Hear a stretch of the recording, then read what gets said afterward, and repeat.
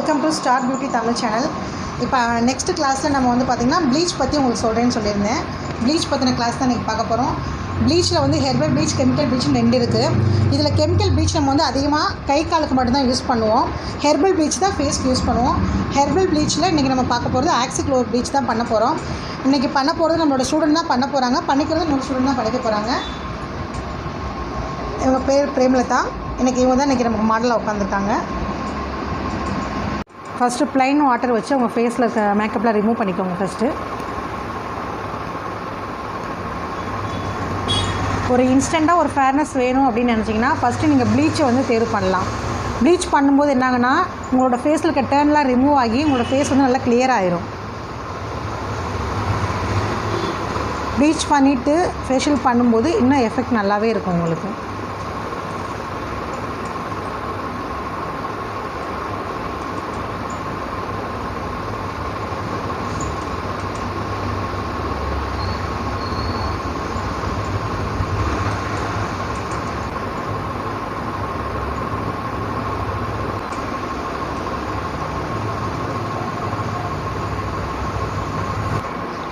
Cleansing milk வச்சு ஒரு 2 minutes மட்டும் மசாஜ் கொடுத்துட்டு திருப்பி க்ளீன் பண்ணி எடுத்துருங்க.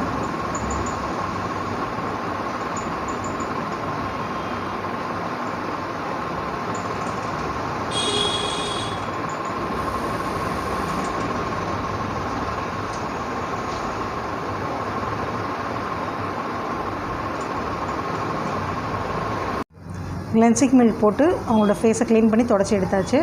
அடுத்து நம்மளோட ஆக்சிக்ளோ ப்ளீச் எடுத்துக்கோங்க. ஒரு ஸ்பூனுக்கு 2 பிஞ்ச் இதில் ஆக்டிவேட்டர் சேர்க்கணும். ஒரு ஸ்பூன் எடுத்துக்கோங்க.